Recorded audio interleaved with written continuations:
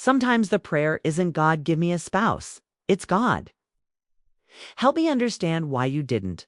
If you've ever loved deeply, lost painfully, and waited faithfully, this message is for you.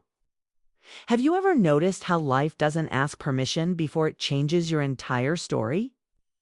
One moment you're building a future with someone you love, and the next you're learning how to breathe again without them. If you're watching this, chances are you've walked through the sacred pain of losing a spouse. And maybe, just maybe, you thought, God will bring someone else when I'm ready. But the days turned into months, the months into years, and heaven stayed quiet. Let's talk about that. First, let's clear something up right away. God's silence is not God's absence. Psalm 34:18 reminds us, "The Lord is close to the brokenhearted and saves those who are crushed in spirit." Not rushes them, not explains everything to them, but stays close. And sometimes closeness looks like God sitting with you in unanswered prayers. Here's something the church doesn't always say out loud. Not everyone is called to a second marriage. And that doesn't mean you failed. It doesn't mean you lacked faith. Doesn't mean God loved you less. Isaiah 54:5 says, "For your Maker is your husband. The Lord Almighty is his name." Now, let's be honest, that verse can feel a little uncomfortable at first, because you're thinking, okay, Lord, but I still eat dinner alone, and God understands that too. The Bible never minimizes human loneliness. Even Adam had God, and God still said, "It is not good for man to be alone." So if you feel lonely, you're not unspiritual, you're human. But here's where the shift happens.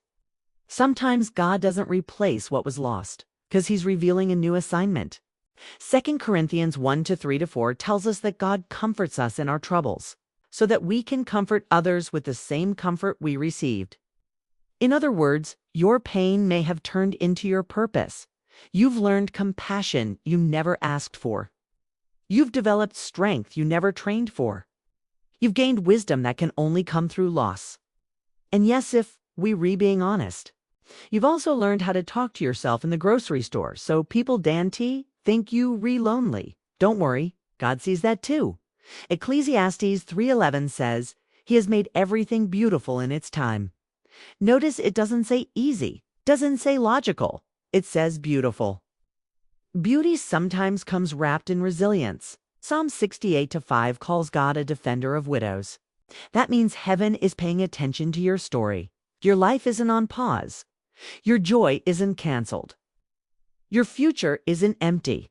You are still chosen, still called, still needed. And here, as the truth many don't realize, marriage is a gift, but it's not the source. God is. If another spouse comes, praise God. If not, God is still enough to fill your days with meaning, laughter, impact, and peace. Your identity is not the one who lost. Your identity is the one God kept. Kept through heartbreak. Kept through nights you didn't think you'd survive. Kept for a reason still unfolding. And maybe today, God isn't asking you to wait for what's missing, but to walk confidently in what remains. Because you are not behind. You are not forgotten. You are not living a lesser story. You're living a different one. And God authors those beautifully.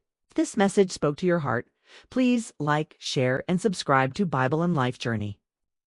And we'd love to hear from you. Send us a message or leave a comment with topics you'd like us to cover next. Your story matters here, and you're never walking this journey alone.